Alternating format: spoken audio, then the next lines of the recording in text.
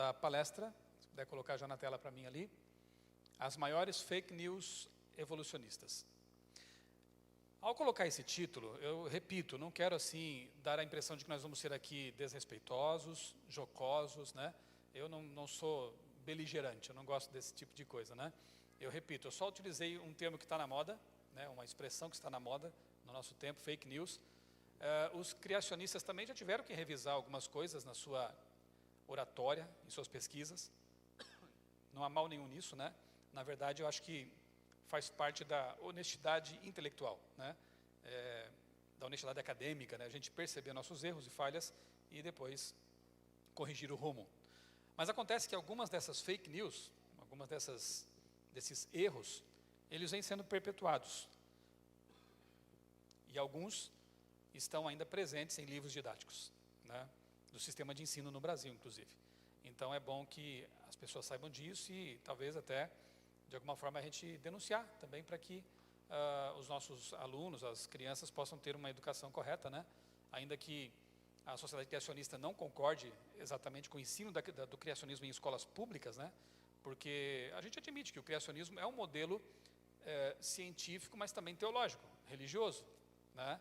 E o Estado é laico no nosso país. Então, esse é o motivo. O segundo é porque dificilmente você vai encontrar professores preparados para expor em sala de aula de maneira justa o criacionismo e o evolucionismo. Então seria, na verdade, um massacre, né, se ensinar criacionismo dessa forma. Então, talvez o design inteligente pudesse ser ensinado, ou no mínimo, um evolucionismo crítico, ensinando ali as insuficiências do modelo, né, as fragilidades, as falhas, os acertos, quem sabe despindo um pouco essa discussão dos aspectos mais filosóficos e ficando naquilo que é estritamente científico, já seria um grande ganho, tanto na mídia quanto nas escolas. Então, no momento, a SCB, a postura ainda é pelo não ensino do criacionismo em aulas de ciências, porque realmente não vem ao caso, né? Não é talvez mais apropriado isso no momento.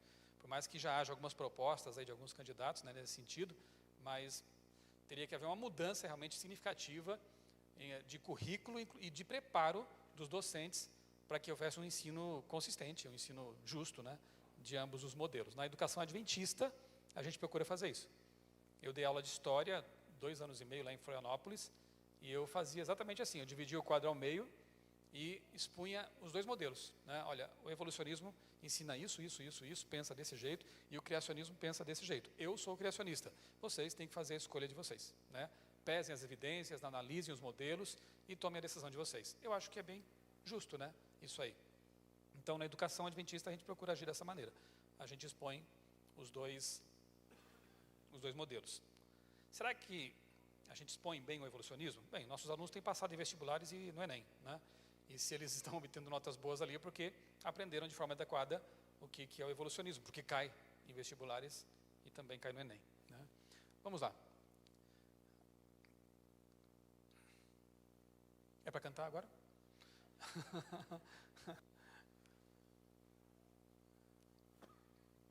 Claro que são várias, né, as chamadas fake news, mas eu fiz uma seleção de algumas, né, talvez as mais famosas, né, para a gente não gastar tanto tempo assim com esse assunto aí.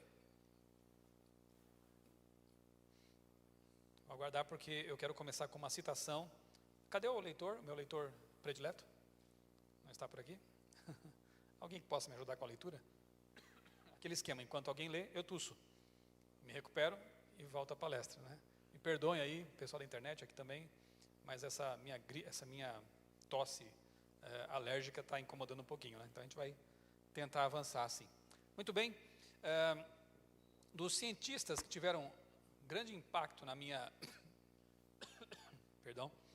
grande impacto em minha formação científica, né, que me ajudaram a despertar o gosto pela ciência, entre eles estão Stephen Hawking, falecido recentemente, e Carl Sagan, um grande astrônomo norte-americano, ateu, evolucionista, mas ele era um cara assim mais na dele, mais tranquilo, né? Eu não gosto do Richard Dawkins, que ele é um militante, ele gosta de provocar os cristãos, ele gosta de agredir, né?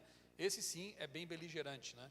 Agora, o Carl Sagan era bem tranquilo na dele, e tem obras dele que são muito interessantes, como, por exemplo, essa coleção, né, que virou livro, mas foi uma série de programas de TV, chamada Cosmos. E eu me lembro que com 15 anos, eu encontrei num sebo, lá na minha cidade natal, em Criciúma, esse livro. Comprei, devorei, fascinado.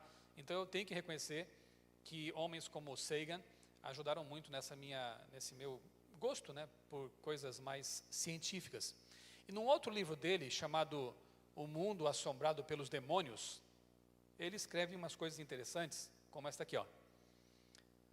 Se houvesse ampla compreensão de que os dados do conhecimento requerem evidência adequada, antes de poder ser aceitos, não haveria espaço para a pseudociência. E aí, concorda com ele? Obviamente que sim, né? Se realmente houvesse busca de evidência adequada nos vários campos do conhecimento, haveria pouco espaço para a pseudociência e também para as fake news, né? No que diz respeito assim ao mundo das pesquisas científicas, né? Evidência adequada. Eu acho que era Aristóteles que dizia assim, né? Nós temos que buscar as evidências, levem aonde levar. E se elas nos levarem a Deus? Aí você tem que fazer a sua escolha. E se me afastarem de Deus? É uma possibilidade, mas temos que ser honestos, né, nessa busca. E sempre buscar as evidências adequadas para tomar nossas decisões. Acho que Chesterton, também um grande autor, um grande jornalista do século XIX, dizia assim, que, será que foi ele ou Blaise Pascal? Eu estou meio confuso já também agora aqui, mas enfim. Alguém disse, sabe aquela coisa de autor desconhecido, né? Vamos apelar para ele agora. Que os homens deveriam conhecer bem a fé que rejeitam, ou o conhecimento, ou o modelo, ou a cosmovisão que rejeitam antes de rejeitá-lo. Há pessoas que rejeitam de antemão algumas ideias, algumas visões de mundo, sem se dar o trabalho de investigá-las, de analisá-las, né? Eu não sei se eu já contei aqui, mas possivelmente já. Eu não nasci num lar criacionista, nem tampouco adventista, né? E passei por uma fase até de ceticismo, de descrença no ensino médio ali. Eu era adepto da teologia da libertação, que, como se sabe, é uma espécie de marxismo travestido de religião, né? E isso aí, infelizmente, deixou um rastro assim de descrença na minha geração. Muitos amigos meus daquele tempo, hoje não mais creem, ou estão envolvidos em movimentos, né, de esquerda, radicais, bem sem rumo na vida, infelizmente. Não precisa nem dizer que todos nós que éramos adeptos dessa ideologia naquela época, hoje estamos muito frustrados com tudo que aconteceu, né? Mas esse é um assunto para outra hora, ou para nunca mais, sei lá. O fato é que eu tive que desconstruir uma série de coisas que eu havia construído na minha mente para aceitar o criacionismo. Não foi fácil, foi um impacto na minha vida e foram 2 anos e meio assim, de muita luta, de muito estudo, de muita comparação, a tal ponto de quando eu realmente me dei por satisfeito, ao pesar as evidências adequadas, eu me senti muito em paz e muito feliz, porque eu não sabia que era possível conciliar a boa ciência com a boa religião, a boa teologia bíblica, né? Agora à tarde gravei uma entrevista que eu vou editar para o meu canal com o Dr. Rui, lá no Centro Cultural da Sociedade Criacionista, e nós falamos bastante ali na entrevista sobre 2 pessoas importantes, Guilherme Stein Jr., o precursor do criacionismo, né, no Brasil, e Isaac Newton, né, que escreveu tanto, ou até mais talvez, sobre teologia, e uma teologia bem adventista, quanto sobre física, matemática e as investigações que ele fez, né? A mesma argúcia que ele usava para investigar a ciência, ele também aplicou ao estudo da teologia. Então, quando você estuda ali Daniel e Apocalipse, né, o livro dele, você percebe assim uma mente brilhante que conseguiu chegar muito perto das conclusões a que chegaram homens como Guilherme Miller. E eu penso que quase que Newton funda o Adventismo, só que não era o momento ainda, né? 1730 ali, vai demorar um século ainda para que Miller e outros pesquisem ali as profecias de Daniel, porque aí sim era o tempo do fim, o livro foi descerrado, o selo foi retirado e foi compreendido. Newton quase que quebra o selo antes da hora, de tão brilhante que esse homem era, né? Seria bem interessante, nós temos como fundador do Adventismo Isaac Newton, né? Mas enfim, ele é um exemplo, entre tantos outros, Galileu Galilei, de conciliação adequada entre a boa teologia e a boa ciência. Não viam contradição alguma. Os pioneiros da ciência, né, os fundadores da ciência, digamos assim, os descobridores da ciência, né, quase todos eram cristãos devotos, né, acreditavam na Bíblia, e muitos deles podiam ser chamados hoje de criacionistas. E com isso a gente já começa a ver que não há por que haver contradição. Mas, repito uma frase de Ellen White, quando corretamente compreendidas, tanto a ciência, ou as observações que a ciência nos possibilita, quanto a revelação estão em plena harmonia, quando corretamente compreendidas. O que ocorre é que muitas vezes na mídia popular e nas escolas e na academia, é feita uma confusão tremenda entre aspectos que são filosóficos, como a macroevolução, por exemplo, o naturalismo, por exemplo, e aspectos que são mais realmente científicos, como mencionei ontem, né, a seleção natural, por exemplo, as mutações, né? E aí quando misturam tudo isso, acham que é um modelo científico, quando na verdade é uma simbiose aí entre algo filosófico e algo científico. O naturalismo em si não pode ser testado em laboratório. Não pode ser observado experimentalmente, é uma filosofia. Quem disse que as coisas acontecem sem a interferência de um ser sobrenatural? É uma filosofia. E nós também temos que admitir que o que nós cremos a respeito da criação do universo também é um passo de fé em grande sentido, né? Embora nós tenhamos evidências interessantes para crer nisso. Muito bem. A mídia tem sido, infelizmente, uma propagadora de fake news. Eu não estou falando de política de novo, tá? Eu estou falando de criacionismo mesmo, dessa controvérsia entre criacionismo e evolucionismo. Nesses nossos dias, graças às redes sociais, que também disseminam muitas fake news, mas tem um lado bom também, que quando você sabe aproveitar isso, você consegue perceber aí um desmascaramento de muitos setores da mídia ou da chamada grande imprensa, não é verdade? Eles têm sido pegos de calças curtas nessa nossa época. E eu acho interessante isso. Eu espero que o nosso povo aprenda a lidar com essas coisas e saiba investigar melhor as informações que chegam até nós, para que a gente não compartilhe também coisas que possam nos atrapalhar, né? Por exemplo, antes de entrar nessa questão, eu recebi muitas vezes alguns e-mails com fotos de homens gigantes. Alguém já recebeu esses e-mails? Fotos com homens gigantes, né? Encontraram aqui um ser antediluviano, gigante. Aí você dá uma olhadinha na foto, percebe que só a cabeça do esqueleto ali já é do tamanho de um homem. Então, se a cabeça tem quase 2 metros, quanto tem o corpo? Uns 10 metros? A gente sabe que isso aí está fora da revelação. Nós temos revelação suficiente, se lermos, para saber que isso aí extrapola, né? Mas muita gente encaminhou e disseminou, olha aí, agora provamos que os homens gigantes da Bíblia existiram. Pouco tempo depois veio a revelação. Era um concurso de Photoshop. E aquela foto foi vencedora, de tão boa que era a montagem. E os nossos amigos que disseminaram essa mentira, tiveram que pôr o rabinho entre as pernas e ficar quietos, né? Outra que espalhou por aí antes. Está vendo como nós também somos bons em fake news? Descobriram as rodas dos carros do faraó, lá no fundo do Mar Morto. Alguém recebeu? Veio por WhatsApp, por e-mail, enfim, né? Isso se espalhou.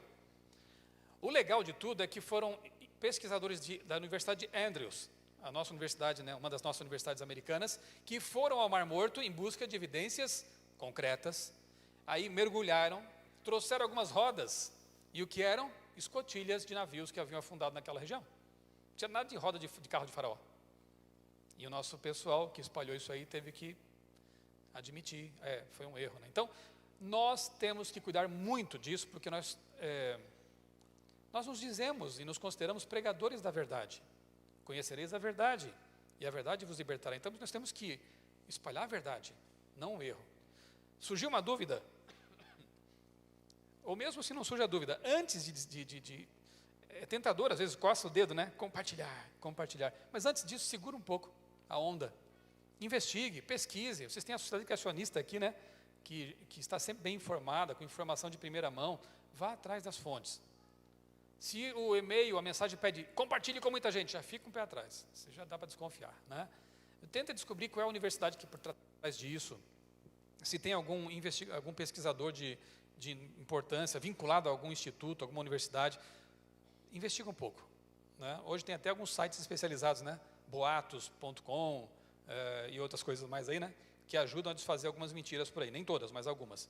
Então nós temos que tomar cuidado com essas coisas para não trazer desconfiança, né, sobre nós e nos colocar em situações difíceis. Mas voltando aqui à grande imprensa, né? Eu guardo até hoje esse jornal, Folha de São Paulo de 98, uma matéria de 2 páginas que tratava das ideias discordantes de 2 então expoentes da evolução, que eram Richard, ainda está vivo, né? Richard Dawkins e Stephen Jay Gould, já falecido. Nessa época, eu acho que eles ainda eram um pouco ingênuos, a mídia, a imprensa secular, porque eles admitiam que havia polêmicas internas. Hoje você não vê mais isso.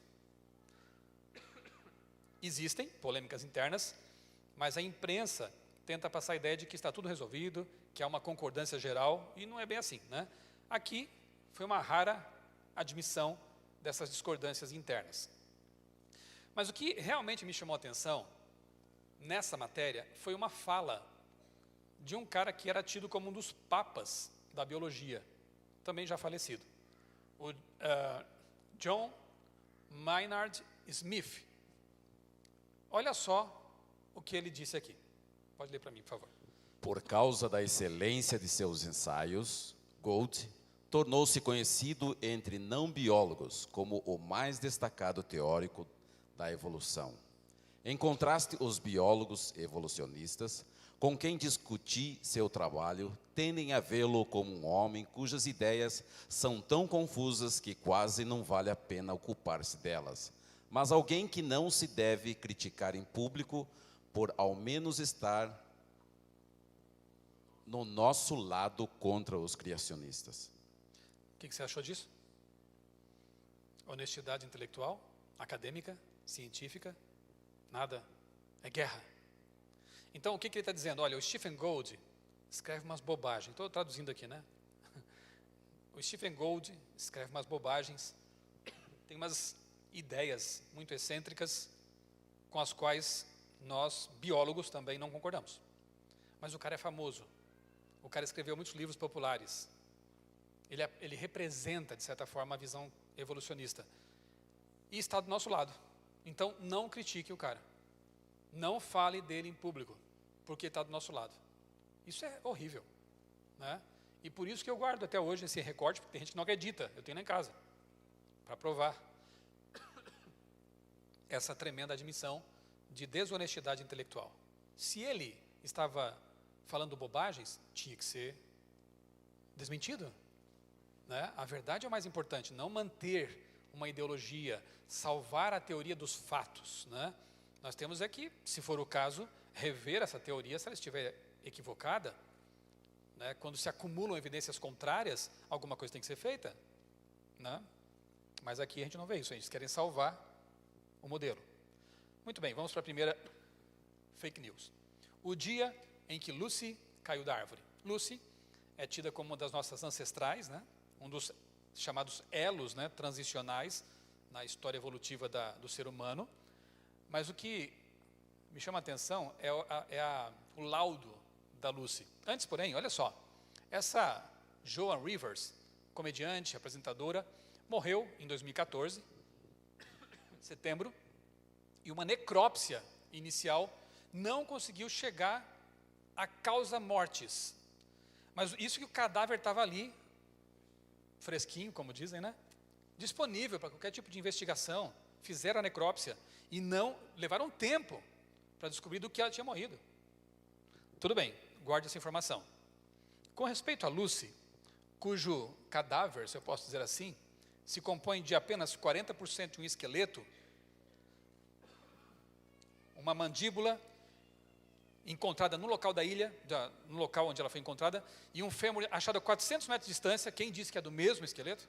Mas enfim, montaram ali aquele esqueleto, 40% de esqueleto, e aí um cientista investigou aqueles ossos e chegou à seguinte conclusão: a Lucy sofreu uma queda de 15 metros de cima de uma árvore ou de um penhasco, e na queda ela esticou os braços no movimento do impacto ali, numa tentativa de amparar a queda. E aí morreu. Puxa vida. Ele pega ali 40% de uma alçada, não é nem um corpo fresquinho, tá? E ele diz que ela caiu de uma altura de 15 metros, girou o corpo no ar, esticou o braço e caiu no chão. Eu confesso a vocês que quando li isso, fiquei bastante desconfiado.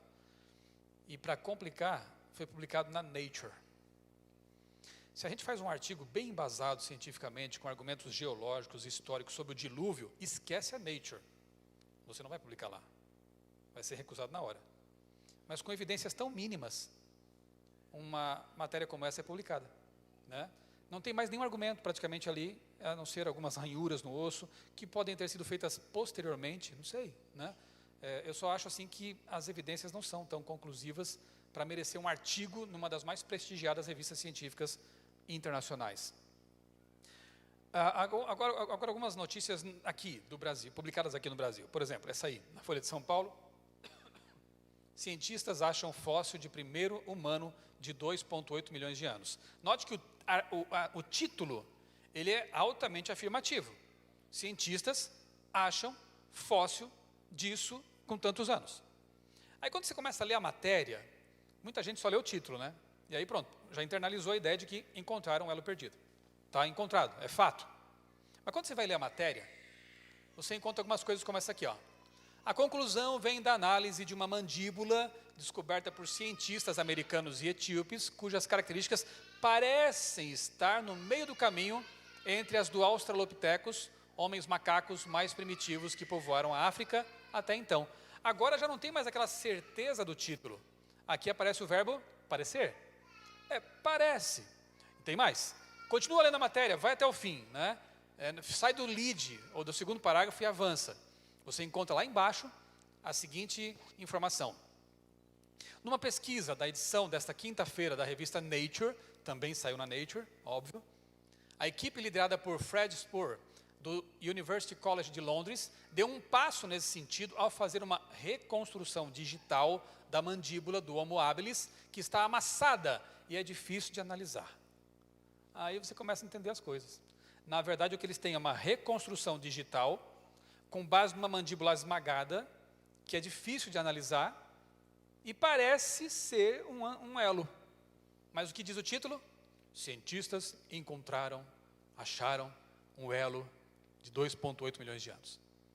É isso que me irrita, sabe? Essa falta de honestidade. Trata o assunto como deve ser tratado, né? Põe um título que dá a entender, então, coloca alguma margem de dúvida, mas diante da população, a macroevolução, né, e a evolução humana é apresentada como um fato. E não é assim, né? Isso é que eu acho lamentável. Se houvesse pelo menos honestidade para informar as pessoas. Essa eu achei uma das piores da minha coleção. Pesquisa contesta prova criacionista sobre a origem da vida. Nossa, o que é isso? Né? Cientistas contestaram uma prova criacionista. O que eles fizeram? A matéria fala de uma descoberta que foi feita embaixo dessa ponte natural, Katina Bridge, lá em Utah. Eles encontraram ali embaixo pinturas rupestres, como esta aí. Não sei se você consegue ver lá em cima o desenho de um homem, né? Está lá em cima a cabeça, o corpo, ficou bem no meio do traço ali das telas, mas tem lá um ser humano. E embaixo, o que parece para vocês? Um dinossauro. Isso foi uma bomba, né, logicamente, porque para os evolucionistas, dinossauros e seres humanos não conviveram. Para os evolucionistas, dinossauros existiram muito tempo antes de o ser humano aparecer na história.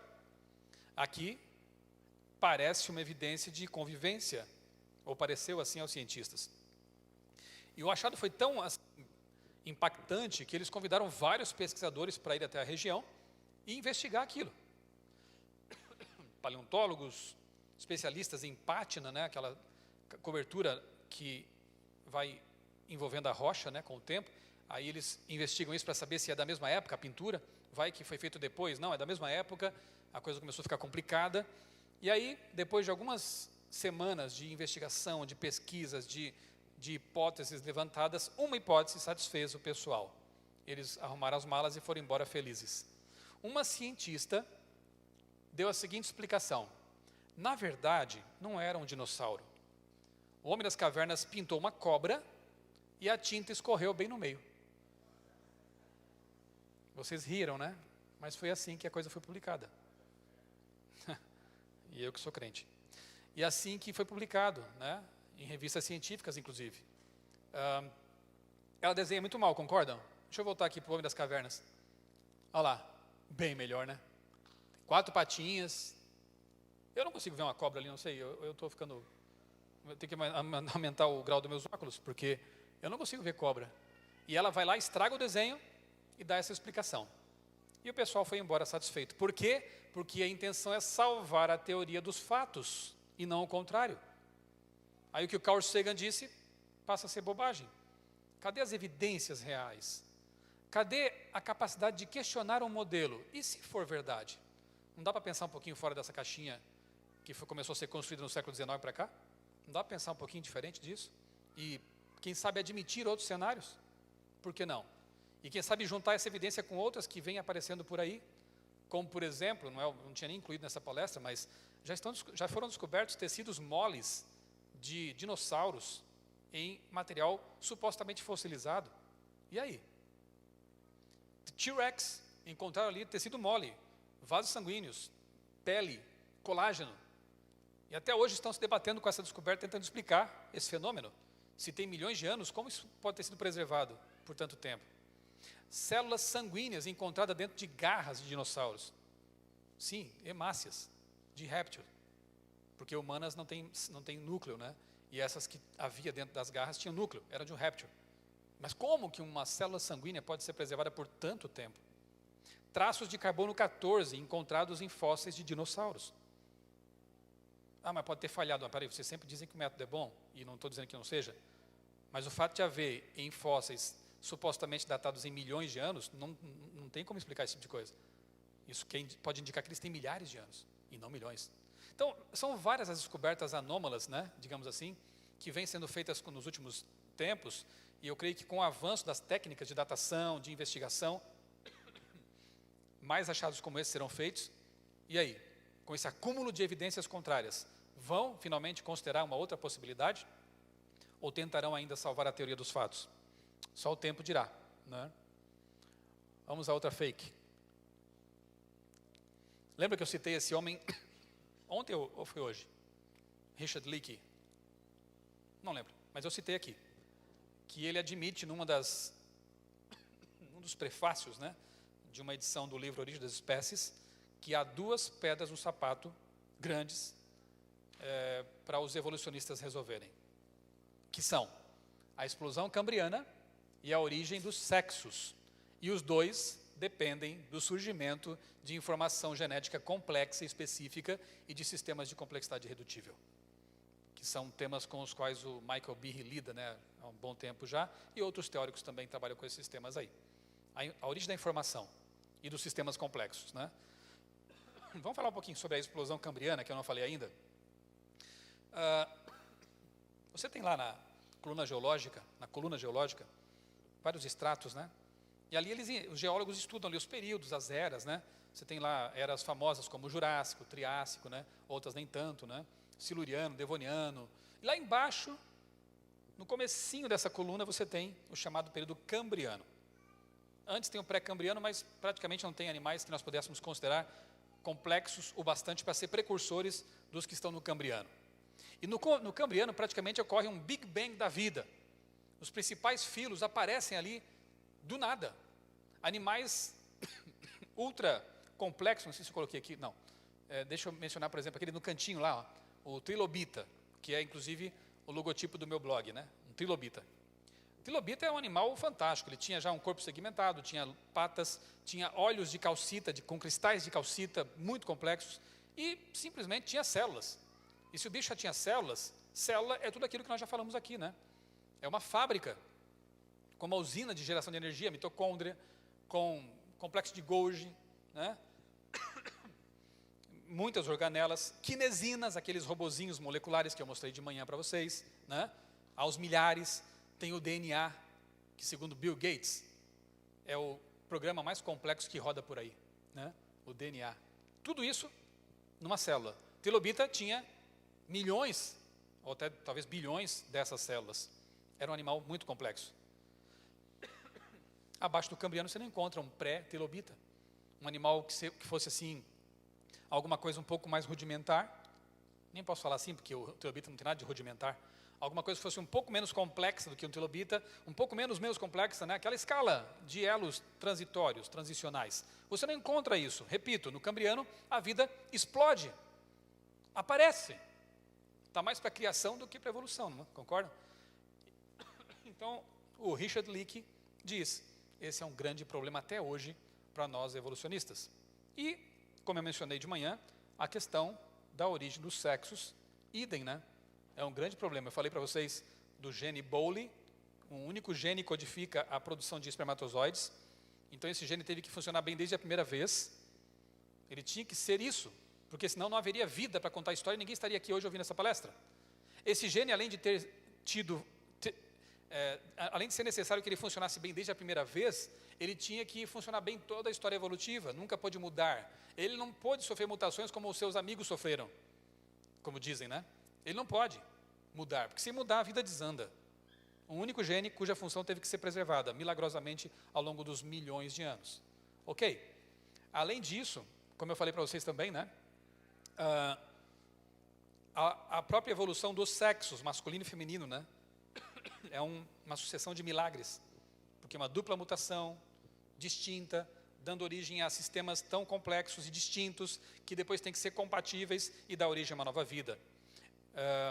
Essa matéria aqui na revista Ciência Hoje, uma revista séria, né, da Sociedade Brasileira de Pesquisa Científica,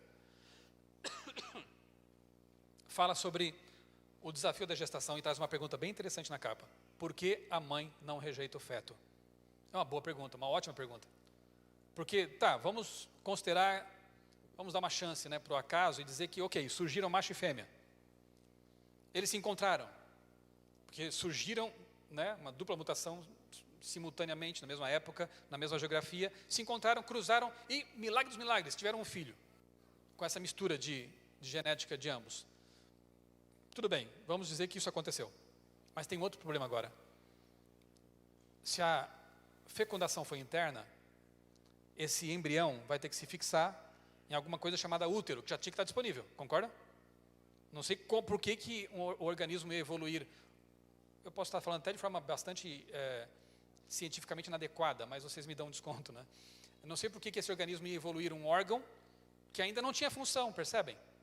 Mas tudo bem, estava lá o útero. E aí o óvulo se fixa à parede uterina. Mas a mãe ia expulsar esse negócio, porque, me perdoe usar a palavra negócio, mas era algo estranho para o organismo dela. 50% do material genético ali é estranho, é como um órgão transplantado. Haveria rejeição. O sistema de defesa da mãe ia expulsar, destruir aquele órgão estranho. Mas isso não acontece. Por quê? Assim que o óvulo se fixa na parede uterina, ele é coberto por um campo de força, chamado placenta. A placenta, que é um órgão muito complexo. Ela é seletiva, ela permite que passe nutrientes, oxigênio, mas não deixa entrar, por exemplo, os anticorpos da mãe. É uma barreira, ela permite que ali dentro do corpo da mãe se forme um ambiente dentro do ambiente. Um pequeno universo dentro do universo, né? E ali ele fica protegido. Isso tudo está nessa matéria escrita por cientistas. Claro que ali com um grau de detalhamento fantástico. Eu fiquei admirado ao ler esse texto. Mas aí os autores fazem uma pergunta. E digamos que um anticorpo consiga perfurar a barreira placentária. Isso é uma possibilidade. Haja uma pequena falha. O que vai acontecer? Acontece algo ainda mais impressionante. Aquele bebezinho em formação também já está com seu sistema de defesa funcional. Porque se forma ali entre os primeiros sistemas. E aí, se ele detectar que há um anticorpo naquele ambiente protegido, ele vai enviar um anticorpo que não vai destruir o da mãe. Eu acho que é porque é o da mãe, né? Ele vai desativar. É mais ou menos uma conversa bioquímica assim: mamãe, não se preocupe, quem está aqui é o seu filhinho.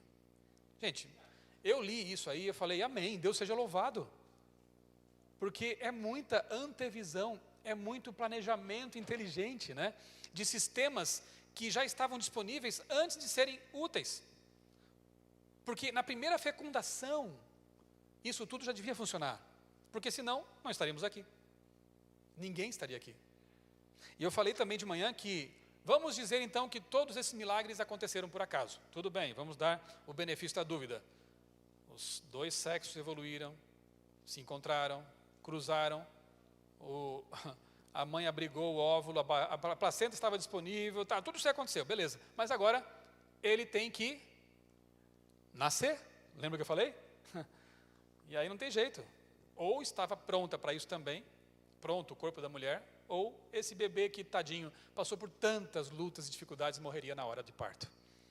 Mas não morreu, porque a pelve da mãe é projetada para isso, porque os ligamentos, eu falei sobre isso, né? A ocitocina que jorra no corpo faz com que os ligamentos da mulher se afrouxem um pouco, né? Ela se torna mais, os ligamentos da bacia mesmo se tornam mais flexíveis e o bebê consegue passar ali. Eu até brinquei dizendo que os homens, alguns, né, por aí até pode querer ser mulher, mas se ele der a luz, morre. Não vai dar luz, né? Vai morrer. Então, ela foi projetada para isso. Biologia não tem ideologia. Tá bom? Vamos prosseguir. Uma outra fake news é esta aí, ó. Ah, não, a gente falou de informação, né? Deixa eu fazer um testezinho com vocês. Não sei se já fiz isso aqui na outra vez que eu passei por aqui. Observem essa foto e me digam. Isto aí é resultado de causas naturais ou de um projeto inteligente? Não, não é para rir, é para responder. É 1 ou 2? 2? Todo mundo está de acordo? Não poderia ser o resultado de milhões de anos de chuvas, vento, terremotos? Não?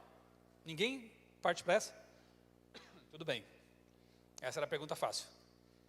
A outra é esta. Me convençam. Eu vou brincar de cético aqui. Eu não acredito que foi alguém que fez, porque eu não vi foto de ninguém fazendo. Tem até foto, vou brincar, faz de conta que ninguém viu. Eu não vi os caras fazendo, quando eu cheguei ali estava pronto. E se eu não vi o cara fazendo, como é que eu posso atribuir isso a uma inteligência? Eu tenho que buscar outra resposta, porque eu sou naturalista. E naturalista não aceita um design, um projeto inteligente. Eu quero outra explicação. Você disse que alguém fez. Por que você crê nisso? Respondeu tão rápido. O que tem aqui que não poderia realmente ser fruto de causas naturais, aleatórias, não intencionais? Hã? São pessoas que ele se baseou em fotos, talvez? Não sei, mas eu não vi também. Hã? Ixi, mas óculos é prova de design não inteligente, porque ele não enxerga bem. Não, estou brincando. É fruto do pecado, né? Um dia...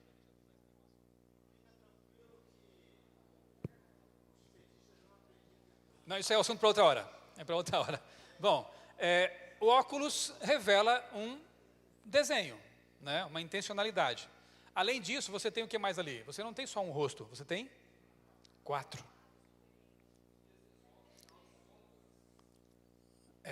Tem detalhes interessantes, né? Mas eu vou partir já para a resposta.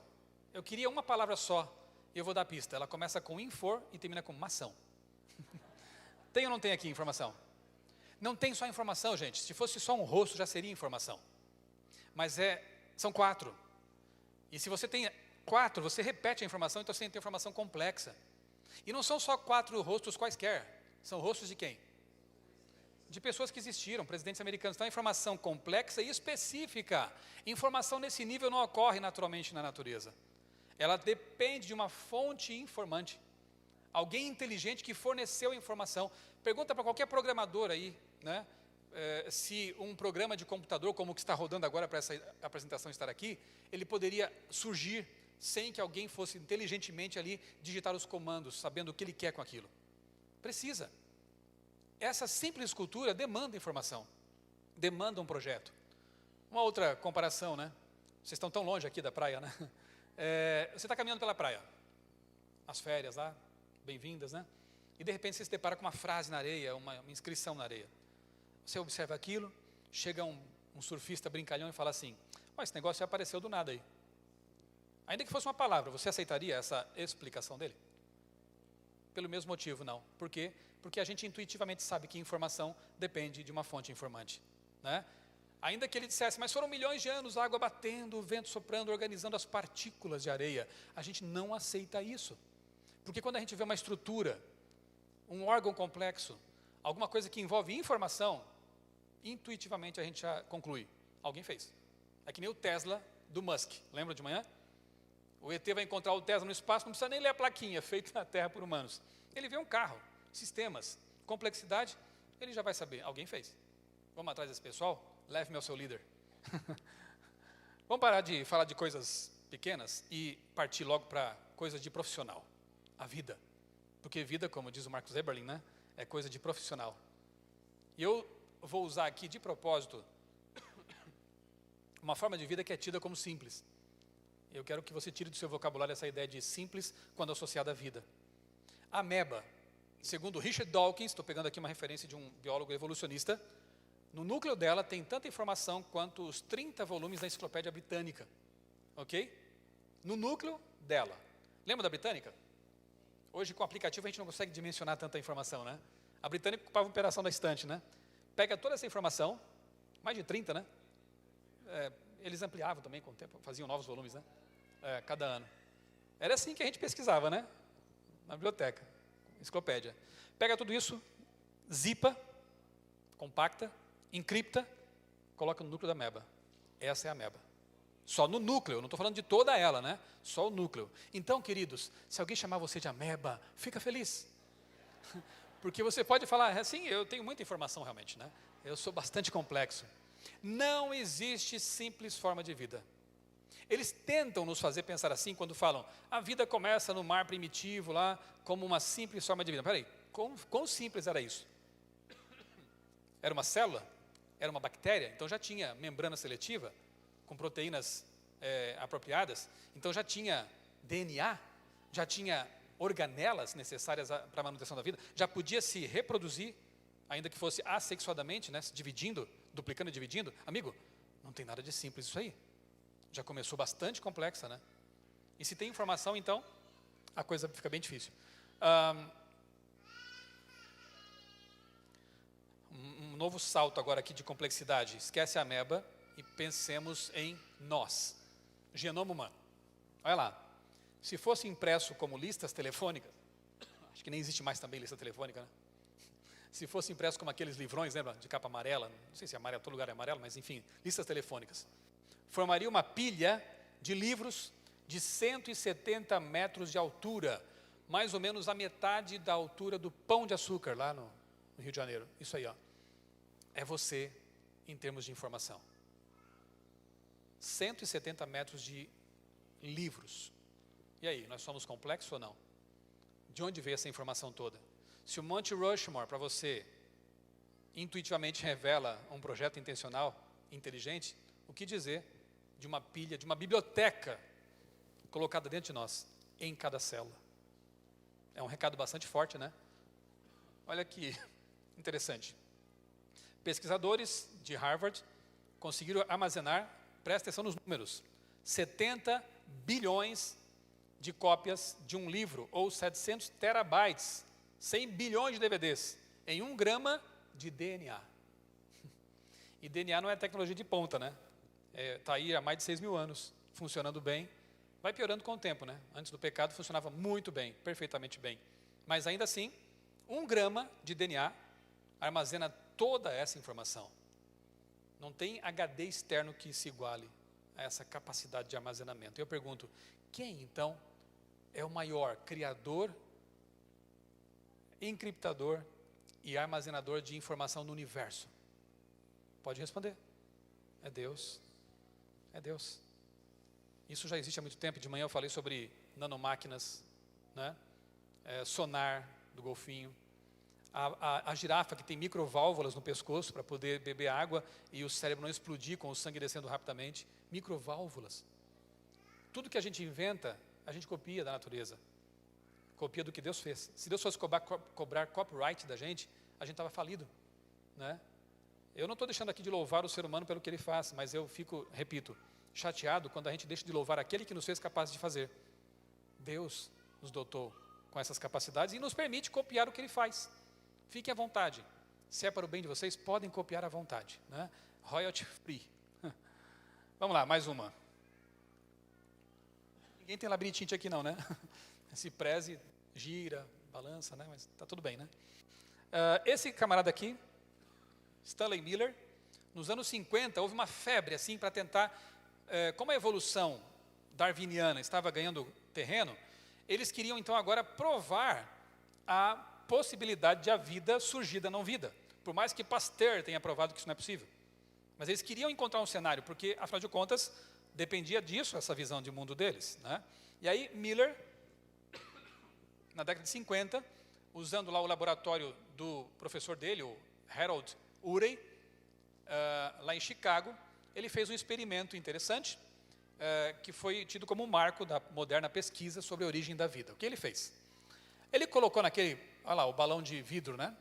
Inclusive a SCB tem uma réplica, né, ali no Centro Cultural. Se quiser ver isso, funciona, né? No momento está fechado para balanço, reparos. Mas tem lá a réplica do experimento de Urey Miller. Esse balão aí, olha o que eu vou dizer, ele planejou, então já estou dando uma pista para vocês, né? Ele planejou, inteligentemente, um experimento. Já começa por aí. Não testou o acaso, né? Ele tinha uma intenção. Eles supunham, nos anos 50, né, que a atmosfera da Terra primitiva, consistia principalmente em vapor d'água, hidrogênio e gases ricos em hidrogênio como metano e amônia. Quem disse que a atmosfera era assim? Na verdade, depois vai se provar que não era assim. Mas precisava ser assim, porque ele, como químico, sabia o que isso ia dar. Entendeu? E aí ele começou a bombardear esse balão de vidro dentro ali, esses gases, com uma corrente elétrica, uma descarga elétrica, simulando relâmpagos. Uma semana depois, ele verificou que lá dentro daquele aparato havia, de fato, aminoácidos. Eu não vou entrar em detalhes, mas a gente sabe que aminoácidos de dois tipos, né? Levógeros, destrógeros. Mas os que compõem a vida são apenas os levógeros. Então alguém teria que tirar daquele balão só os aminoácidos que compõem a vida. Claro que não tinha ninguém disponível para fazer isso naquele tempo, né? No tempo da tal Terra primitiva. Ok. Além disso, veja só, uma década depois, nos anos 60, os geoquímicos chegaram à conclusão de que aquela atmosfera primitiva estava errada. Na verdade, provavelmente ela tivesse um pouco de hidrogênio, gases vulcânicos, tais como CO2 e nitrogênio. Quando o experimento de Miller foi repetido com esses gases, sinto muito, não deu nada. Não produziu aminoácidos. Além disso, também temos que mencionar o fato de que, à medida que esses aminoácidos eram produzidos naquela terra primitiva que nunca existiu, Miller tinha que tirar dali rapidamente, porque as mesmas descargas que produziam os aminoácidos os destruíam se ficasse ali. Então tinha que ter uma pessoa inteligente, percebeu? Projetando o experimento, acompanhando e fazendo interferências para que desse certo. Foi assim que a vida surgiu, segundo a ótica deles? Não. Foi tudo ao acaso, sem interferência externa, obviamente. Então esse experimento, na verdade, provou o quê?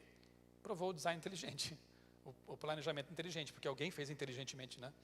Esse experimento hoje está desacreditado, já faz tempo, na verdade. Ninguém que entenda da história da ciência aí, dessa questão aí especialmente, né, usa mais esse experimento. Só que, lamentavelmente, alguns livros didáticos ainda trazem isso como uma prova da evolução. Baita fake news. Tremenda fake news. Porque ele já está desacreditado até pelos evolucionistas. Eles já não usam mais isso aí. Ainda bem que nos livros da CPB não tem, né? Essa experiência não aparece lá, né? Mas, infelizmente, se você procurar, você encontra ainda alguns livros, denuncie. Porque isso aí já caiu por terra faz muito tempo. Além disso, os compostos orgânicos, como eu já disse, né, tinham que ser tirados rapidamente para não ser destruídos pelas mesmas descargas que os produziram. A partir dos anos 80, a maioria dos geoquímicos concluiu que o experimento de Miller é irrelevante para a origem da vida. Caiu fora, né? Foi deixado de lado. Outra evidência que permaneceu nos livros, outra fake news das boas, né? Já ouviram falar das mariposas de Manchester? E das Binston betularia, são a mesma coisa.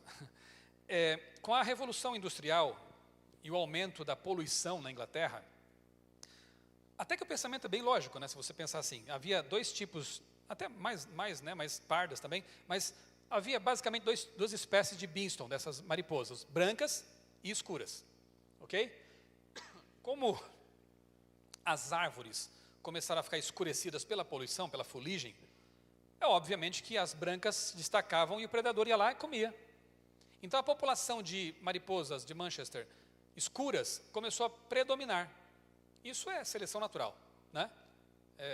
É uma coisa até lógica, e poderia ter acontecido, só que não aconteceu. A população delas nunca mudou. Sabe por quê? Porque elas simplesmente não pousavam em árvores, não ficavam em árvores. Essas fotos que estão em livros didáticos são mariposas mortas espetadas para fazer uma foto. Fake news. Então, isso é muito chato, né? Se percebeu que nunca variou. Elas vivem em outros lugares, né? Voam para outros lugares, não ficavam nos troncos realmente. Só que, ainda hoje, há livros de biologia e de ciências que trazem, além do experimento de Urey e Miller, esta evidência falsa como sendo verdadeira. Não é lamentável isso? E aí o que acontece com a cabeça das crianças? Fato, fato, fato, fato, fato. Aquilo é só religião. Vão chegar na universidade. Eu sei do que eu estou falando, gente, porque eu fui educado nas escolas públicas. Até a universidade, eu fiz uma federal. Ensino fundamental, escola municipal, lá em Criciúma. Depois fui para uma escola técnica, lá em Criciúma também. Ensino médio, uma escola técnica também, estadual. E sempre aprendi a mesma coisa. A vida surgiu no mar primitivo, foi evoluindo com o tempo e tal. Quando eu fiz o curso de Química no ensino médio, a mesma história, só que agora mais rebuscada, né? Química orgânica, química inorgânica, aquela coisa toda. Se eu não tivesse me convertido no ensino médio e entendido o que é o criacionismo, eu chegaria na universidade e não questionaria mais. Porque eu tinha sido submetido a uma verdadeira lavagem cerebral. Quando eu conheci o criacionismo no ensino médio, eu tive um sentimento ambivalente. Por um lado, fiquei feliz. E eu já falei por quê, né? Na minha cabeça as coisas se harmonizaram. Por outro, eu fiquei muito indignado. Porque eu percebi que eu tinha sido privado de conhecer o outro lado da moeda. E de forma bem intencional, né? Porque será que nenhum professor sabia que havia questionamentos ao modelo evolutivo, né? Será que nenhum professor nunca tinha ouvido falar em criacionismo também? Mas se ouviram, me privaram de saber. Se nunca ouviram, eram mal informados. E assim eu fui crescendo, né? E muitos dos nossos jovens chegam na universidade achando que aquilo ali é um fato inquestionável. Fato, fato, fato. E aquilo que eu ouvi na igreja é mito, é alegoria, é historinha para boi dormir, né? Não é assim. Por isso que é importante que nós, como igreja, nos preocupemos com as novas gerações. Também e principalmente nesse assunto, né? Prover bons materiais, nunca jamais dizer coisas como a evolução é uma bobagem, nem se preocupe com isso. Não é assim. Eles têm bons argumentos. Então não trate a coisa assim de forma tão leviana, né? Vamos então fazer um congresso, vamos criar um grupo de estudos, né? Vamos ler aqui juntos alguns livros, a SCB, a CPB tem ótimos livros sobre esses assuntos, vamos nos informar melhor. A igreja tem o dever sagrado de fazer isso, senão vai perder os jovens depois. E não precisava ter perdido, porque dá para a gente questionar, dá para chegar lá na universidade com bons argumentos, ou pelo menos saber que há boas fontes onde buscar respostas, certo? E isso eu me refiro a várias questões, né? Posso falar aqui, mas não vou falar, sobre socialismo, comunismo, espiritualismo, evolucionismo, coisas que eu falei na sexta-feira à noite, né? A gente pode preparar a nossa geração para enfrentar esse mundão aí e ser Daniéis em Babilônia, né? Avancemos. Já ouviu falar do homem de Piltdown? Ouviu falar? O famoso crânio de Piltdown. É uma das maiores fake news da história da ciência. Em 18 de dezembro de 1912, o arqueólogo Charles Dawson e o geólogo Arthur Smith apresentaram a suposta maior descoberta arqueológica da história, o crânio de Piltdown, o elo perdido, finalmente, entre o Homo sapiens e nossos supostos ancestrais primatas. Faziam parte dos achados, continua para mim, por favor. Faziam parte dos achados um crânio parcial, um dente solto e uma mandíbula com dentes. Em 1953, o dentista T.A. Marson provou que o crânio era uma fraude. Testes de flúor mostraram que os dentes pertenciam a um orangotango e o crânio a um ser humano. Por décadas, os descobridores mantiveram esse crânio intocado. Não, ninguém mexe, é nosso. Tá bom. Mas ele foi tido como elo, né? Estava nos livros, estava nos guias, nos museus, em artigos, homem de Piltdown. Até que eles morreram, finalmente isso foi permitido que se fizessem análises, e olha o que deu? Mistura de orangotango com ser humano. lamentável. E há outras também descobertas que mostram o desespero, né, de alguns, não estou dizendo que todos são assim, desonestos, obviamente, né, mas alguns evolucionistas tinham desespero de tentar provar uma coisa que não era provável, né, passível de provas. Outra suposta evidência são os embriões de Haeckel. Ernst Haeckel, autor, em 1874, de uma série de desenhos, aí estão, de embriões de vertebrados, peixes, galinhas, seres humanos, que supostamente mostravam similaridade nos estágios iniciais de desenvolvimento. Então, para Haeckel, os embriões como que recapitulariam a história evolutiva dos seres vivos. E como eles são parecidos lá no começo, seríamos todos oriundos de um ancestral comum. Só que isso são desenhos. E depois se provou, não tinham técnicas ainda de observar lá dentro, né, como são as coisas, depois se provou que eles foram manipulados e estavam errados. Não havia esse tal estágio inicial. Só que por um século, os desenhos de Haeckel foram publicados em manuais de embriologia, por exemplo. E é possível que até hoje alguns livros didáticos tragam essa, aspas, evidência da evolução. Desmascarada depois de muito tempo, né? Fake news. Essa não chega a ser uma fake news, mas é algo interessante, publicado recentemente na revista Biophysics and Molecular Biology. Causa da explosão cambriana, terrestre ou cósmica. E aqui você já vai entender bem do que se trata esse artigo, publicado em agosto, recentemente, nessa publicação prestigiada. Os autores do artigo e o editor são pessoas importantes, Dennis Noble especialmente, o editor da revista. Eles estão de novo lidando com o assunto complicado da explosão cambriana. Você já sabe o que é. Como que a vida aparece aqui, já complexa. E eles sabem que, matematicamente falando, nem em 15 bilhões de anos, a idade estimada, um pouco mais, né, do universo, seria tempo suficiente para que a vida evoluísse de um micro-organismo até uma sequoia, uma baleia, um ser humano. É complicado demais isso aí. Os matemáticos sabem disso. Então, a explicação atual, que está sendo aceita e novamente ganhando terreno, é a chamada panspermia cósmica. Já vou dizer o que é para vocês. Antes, porém, olha que admissão interessante está nesse artigo da Biophysics. Lê para mim, por favor. Todos os experimentos de laboratório que tentaram simular a origem da vida, até agora levaram a fracassos deprimentes. Parece então razoável irmos ao maior local disponível com a relação a espaço e tempo. Finalmente, uma admissão honesta. Qual admissão? Todos os experimentos, todos os cenários propostos para a origem química da vida, aqui ou em qualquer lugar, deram em fracasso. Uma revista científica, um artigo científico, publicado neste ano. É algo que a gente tem dito há muito tempo. Sim, de fato, a vida demanda um projeto. Informação demanda fonte inteligente de informações. Como que causas naturais poderiam explicar isso? Eles testaram muitos cenários, propuseram muitos experimentos, mundo RNA e por aí vai, e todos são insuficientes. É o que estão dizendo. Então a proposta é a seguinte: a vida não surgiu na Terra, ela veio de fora.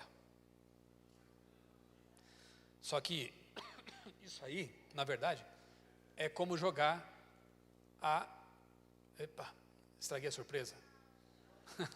Faz de conta que você não viu essa tela. É como jogar a batata quente para fora. Você tem um problemão aqui, não conseguiu resolver esse problema desde o século XIX, joga para o espaço. A vida surgiu no espaço, como foi lá? Não sei, eu não estava lá.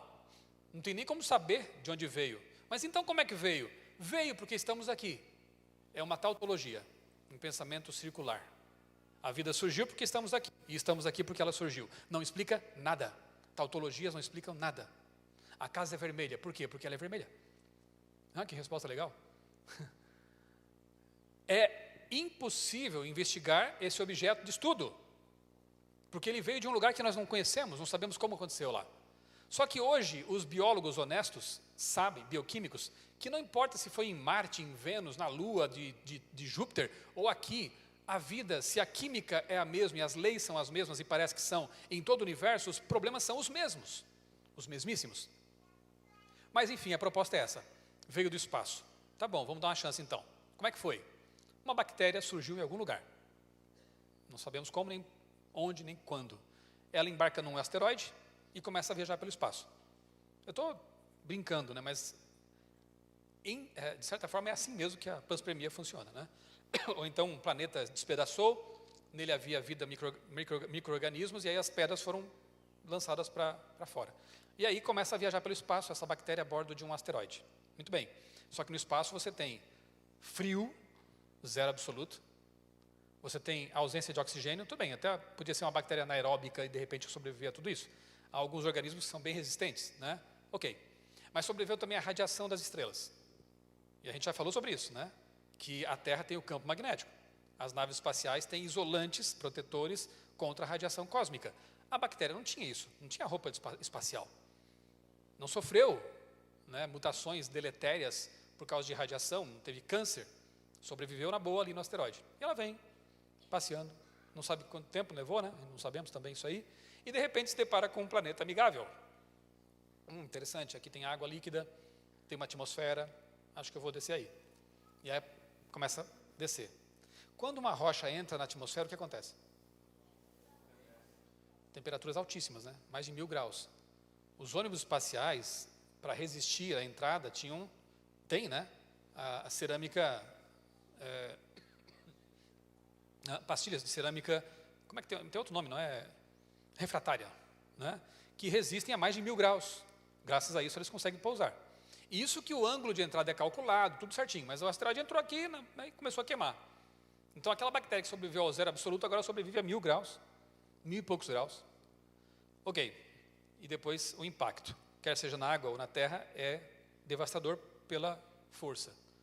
Só sobra uma cratera, muitas vezes aquilo tudo incinera, né? Vaporiza, sobra só uma cratera.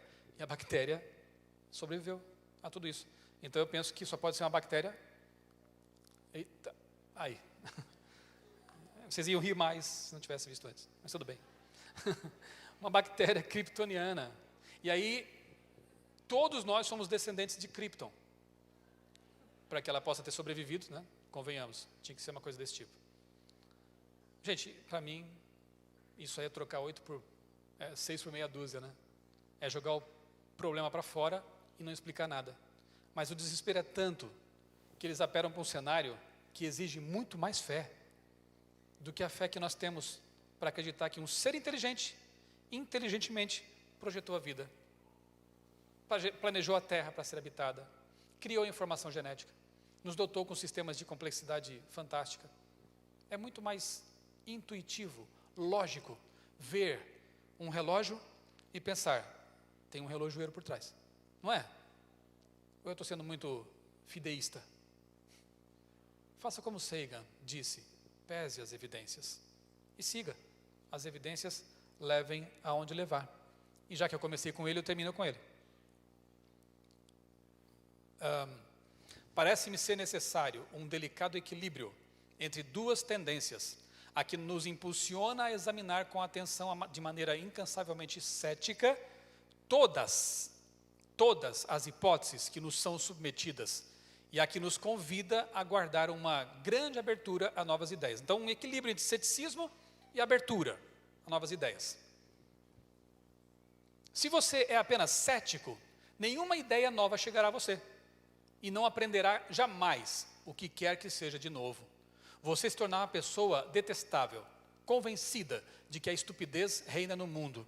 Em contrapartida, se está aberto para a credulidade, não tem nem mesmo um pouco de ceticismo, então não é nem mais capaz de distinguir entre as ideias úteis e as que não possuem nenhum interesse. Genial. Nós temos que ter em nossa mente, um equilíbrio entre fé e ceticismo, e sempre usar as duas coisas. Receber um e-mail, uma informação meio bombástica, antena cética funciona, né? O detector de falácias, de fake news. Percebeu que uma coisa é real, é confiável, é científica e teológica ao mesmo tempo? Fé para abraçar aquilo. Mas se você for para um extremo ou para outro, você vai se tornar uma pessoa limitada. Uma pessoa que, diferentemente de Newton, vai escolher com base em evidências parciais. E eu acho isso muito perigoso. Muito perigoso. Porque descobrir Deus é a coisa mais fantástica de uma existência. E algumas pessoas, por preconceito, por um ceticismo exagerado, acabam se privando da maior descoberta de todas. O Chesterton, de novo citando o Chesterton, é quem dizia, né? Quando você encontrar uma pessoa cética, não tente provar para ela que Deus existe. Tente fazer com que ela seja mais cética ainda. Estranho, né? Para que ela duvide até de si mesma. E nessa dúvida pode ser que ela se encontre. Porque às vezes a gente pergunta para alguns céticos, você é cético mesmo? Sou. Sério, é mesmo? Sou. Você é cético em relação ao seu ceticismo? Não, nem tanto. Então você é um crente. Você crê que a sua posição é a correta, sem analisar, como diz Sagan, todas as possibilidades que lhe chegam à mão. Sejamos bons céticos, para duvidar para crer, né? E sejamos bons crentes, que duvidam também para chegar a uma resposta bem coerente, bem fundamentada. Se fizermos assim, esse segredo realmente vai ser bom para nós, esse conselho. Um ceticismo para rejeitar falácias, mitos e inverdades, credulidade para manter a mente aberta para novas ideias e argumentos diferentes. Agradeço muito aí a paciência de vocês, por terem estado desde ontem conosco aqui, né? E espero que essa série de palestras no sábado da criação tenha sido útil para vocês aqui, para você também que nos acompanhou pela internet, que pelo menos tenha despertado o interesse de conhecer mais, investigar mais e basear a sua fé em evidências reais, evidências concretas. Eu me identifico muito com Tomé e com Pedro, pelo menos numa ocasião. Tomé, ele quis ter a própria experiência com Deus, na verdade, não há mal nenhum nisso. Eu não vi, eu não estava lá, então se eu não vir as marcas, eu não vou crer. Ótimo, eu também já passei por isso. E Deus contemplou a fé de Tomé, apareceu para ele. Pode tocar. E João, eu gosto de uma atitude de João, que foi a de um cientista, nesse momento, lá em João capítulo 20, ou Lucas, não me recordo agora. Ele está ali com os discípulos, Maria Madalena vem correndo do túmulo e diz, ele ressuscitou. Ninguém acreditou, nem Pedro. Não é possível, nós vimos ele ser morto, ele foi sepultado, não pode ser. Mas Pedro não ficou dizendo, não pode ser, eu não creio. Ele saiu correndo em direção ao túmulo. João foi um pouco atrás, era mais jovem, ultrapassou Pedro. Quando eles chegam ao túmulo, eles têm a evidência. A tumba estava vazia e os lençóis estavam lá. Quem roubaria o corpo e deixaria o lençol ali direitinho, né? As evidências eram muito fortes para o fato de que ele havia ressuscitado. E Pedro volta feliz, louvando a Deus, porque ele tinha visto a evidência necessária para crer. Eu gosto de Pedro nesse momento, sabe por quê? Há muitas pessoas que duvidam, há muitas pessoas que colocam dúvidas na fé e no criacionismo, na existência de Deus, mas ficam ali paradas, não estudam, não vão atrás, não analisam. Não são como Pedro. Eu não creio, eu não aceito, não é possível. Pelo menos se deu o trabalho de correr para ver o túmulo. Pelo menos se deu o trabalho de ler alguma coisa que é contrária à tua cosmovisão, mas que pode te mostrar outros fatos, outros argumentos. Pelo menos conceda a Deus uma chance. O benefício da dúvida. Tá bom, Senhor, eu estou aqui, eu quero saber. E como eu pude no passado, eu creio que você também, e você que está nos ouvindo, nos acompanhando, ter uma grande surpresa. Você vai encontrar o Criador do universo. E não tem busca mais importante neste mundo e nesta vida do que essa, de conhecer o Criador. Deus te abençoe. E que você possa fazer essa busca enquanto ainda há tempo. Amém.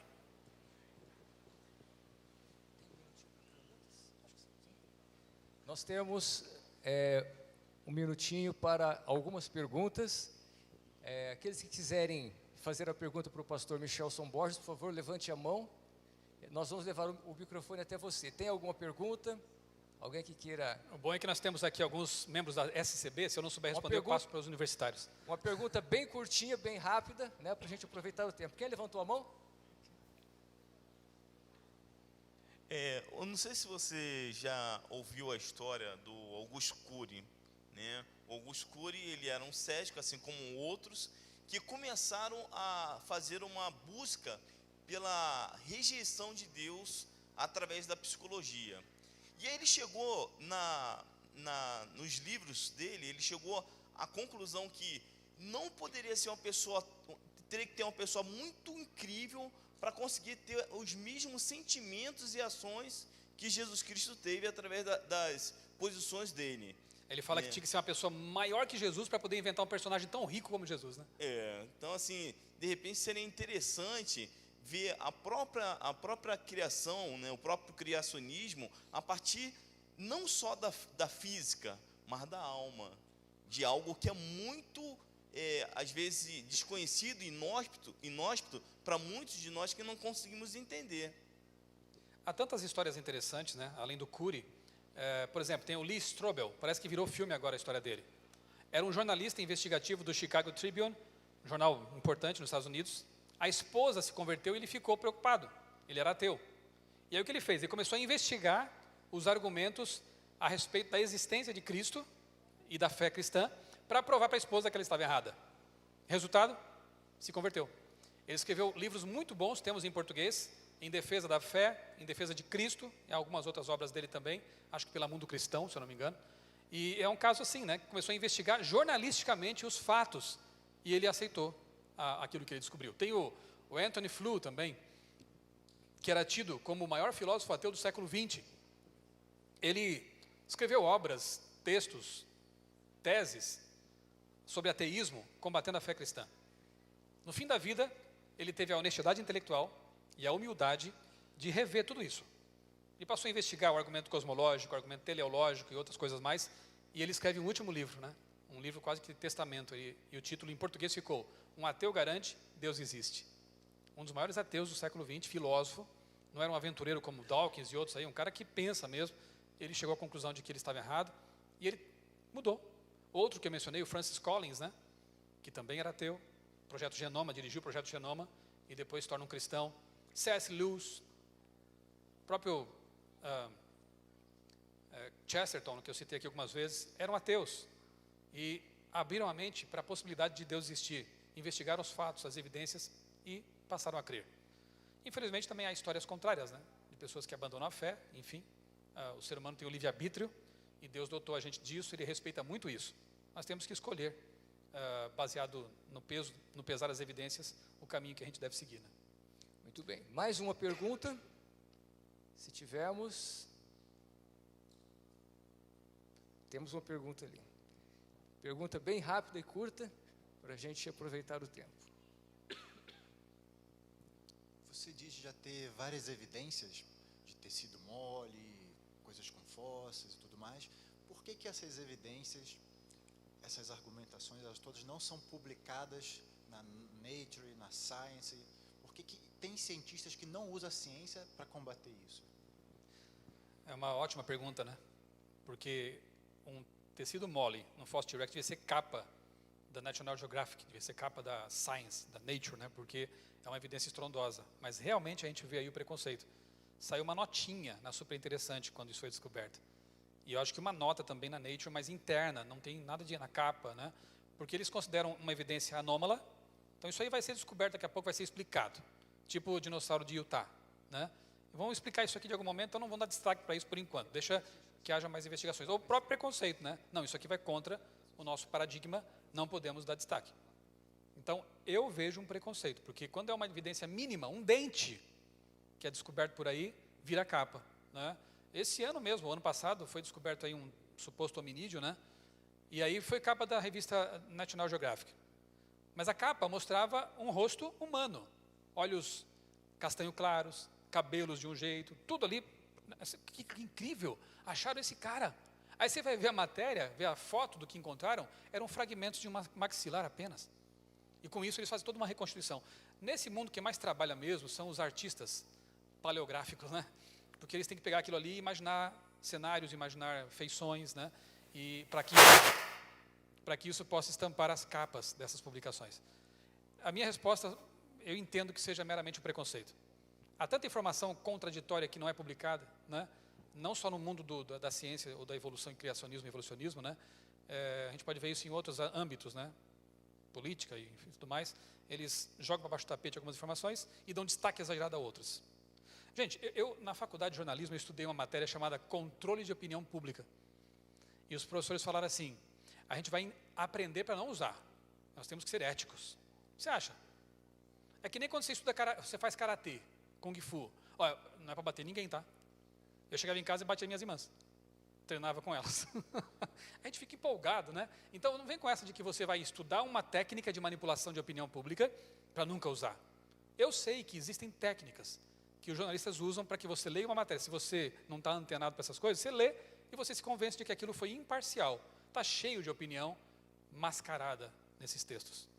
Lamentavelmente é assim. A ética nem sempre está acima, né, dos interesses. Frequentemente está abaixo deles. Muito bem, o nosso tempo está se esgotando, nós vamos encerrar.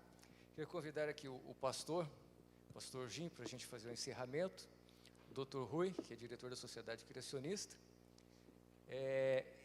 e lembrar para vocês, olha, vocês podem ter muita informação no site criacionews.com, no site criacionews.org e no site da scb.org.br, tá certo? Então nós temos criacionews.com, criacionews.org.br e scb.org.br.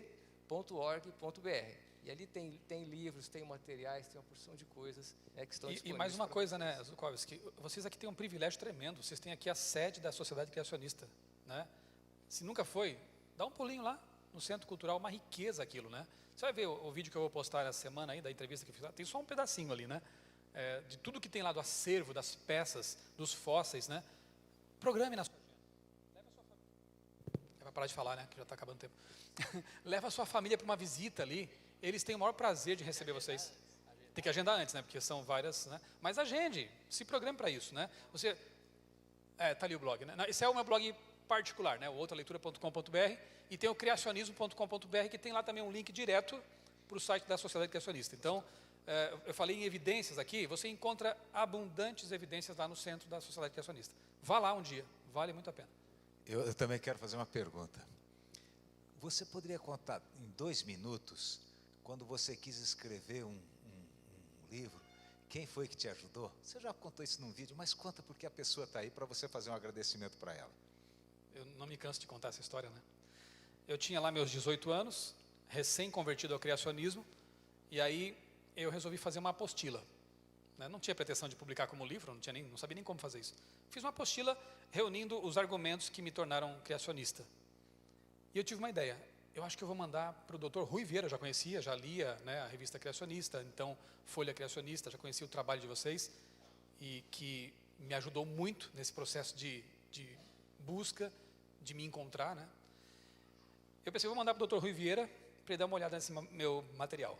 Mas pensei, acho que é bobagem isso, né? Não deve ter tempo para dedicar a um estudante lá de Santa Catarina, né? Tem muito mais o que fazer. Mas eu mandei mesmo assim. Eu não lembro quanto tempo depois, alguns meses depois, o Dr. Rui Vieira me liga. E eu era um estudante bolsista, né? Morava em República, não tinha nem telefone, celular não existia na época, né? Ele ligou para casa, ele tinha deixado um número que pertencia à mãe de uma amiga da minha então namorada, hoje esposa. Não sabe como era difícil, né? Sinal de fumaça a gente usava. Então ele liga, a amiga, né? Liga para minha esposa, para minha namorada então. Olha, tem um senhor de Brasília na linha que quer falar com você. Eu corri, né, até a casa dela, cheguei todo suado lá, porque não era tão perto, e ele aguardando a linha. Tudo bem, Michelson? Aqui é o Dr. Rui Vieira. Eu não acreditei, gelei na hora. Ele está me ligando, né? Eu estou aqui com a sua apostila, eu li, e ele leu. Porque daí ele falou assim, senta aí e vamos analisar algumas coisas. E foi, página por página. Aqui você podia fazer desse jeito. Aqui, quem sabe, se colocar de um jeito assim e tal. E eu percebi que ele tinha lido tudo, tudo. Isso me emociona até hoje, né? Essa atenção que ele me deu. E eu tento reproduzir um pouquinho disso hoje em dia também, porque a gente, frequentemente, jovens nos procuram, né? Estudantes. Depois de uma palestra, a gente está cansado, mas as pessoas vêm. Eu tenho que dar atenção. Eu tenho que devolver o que me deram, né? E eu sou eternamente grato, né, ao que o Dr. Rui e a sociedade fizeram por mim indiretamente, e por que ele fez por mim diretamente, ao me dar atenção e ao ser para mim um mentor. Eu tenho alguns guias, assim, né, no Adventismo. O Dr. Rui é um deles. Naor é outro. O Naor, num encontro de criacionistas lá no antigo Catre, em Itapema, Santa Catarina. Eu dou atenção porque eu era desses estudantes meio malas, que depois da palestra ia lá incomodar o palestrante. Eu era assim. Por que eu não vou ser receptivo hoje também assim, né? Então, um dia inteiro dando palestras. Hoje eu sei o que isso custa. O Naor estava lá querendo descansar, eu acho, né? E eu fui procurá-lo. Ele ficou comigo conversando até a meia-noite. E foi ele quem disse, você tem que publicar essa apostila. E ela virou um livro, História da Vida. É aquela apostila. Então, para mim, Dr. Rui, Dr. Naor e outros, né? Outros são assim, pessoas que eu carrego no coração, são pessoas muito especiais. Que Deus abençoe vocês.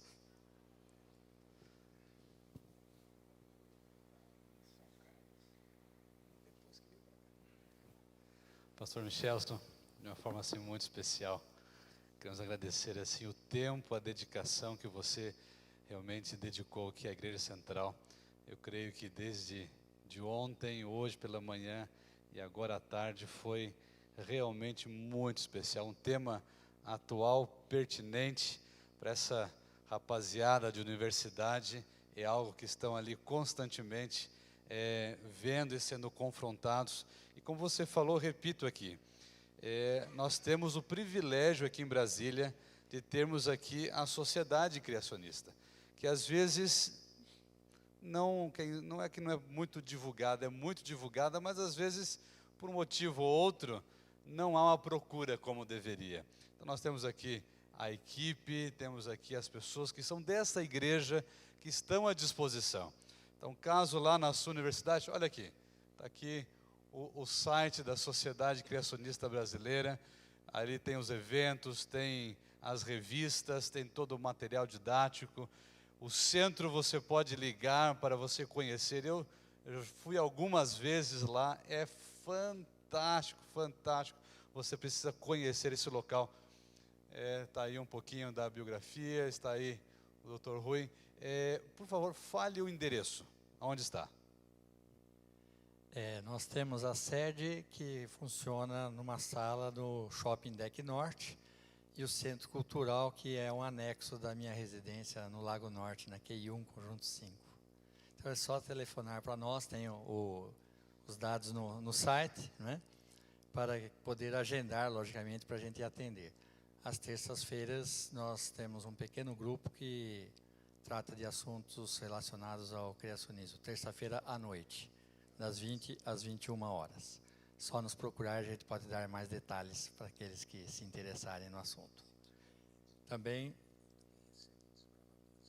temos recebido grupos assim de desbravadores, pessoas de outras denominações, porque é bom frisar que a Sociedade Criacionista Brasileira, ela não é vinculada especificamente os sócios a uma única igreja.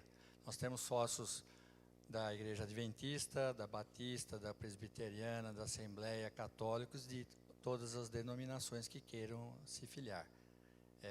Estamos de portas abertas para discutir o assunto Filosofia das Origens, que é inclusive o título dos nossos congressos, dos nossos seminários que temos feito pelo Brasil e já fizemos também alguns no exterior.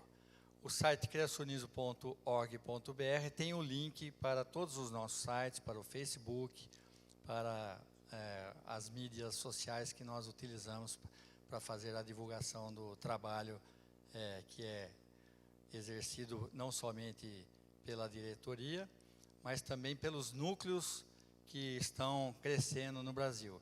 E ontem eu esqueci de citar um núcleo, que é o núcleo lá do NASP de Engenheiro Coelho também, que é um núcleo muito grande, forte, que está bem ativo também.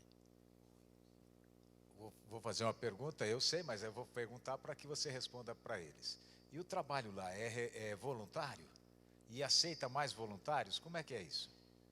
Sim, o trabalho é todo voluntário, né?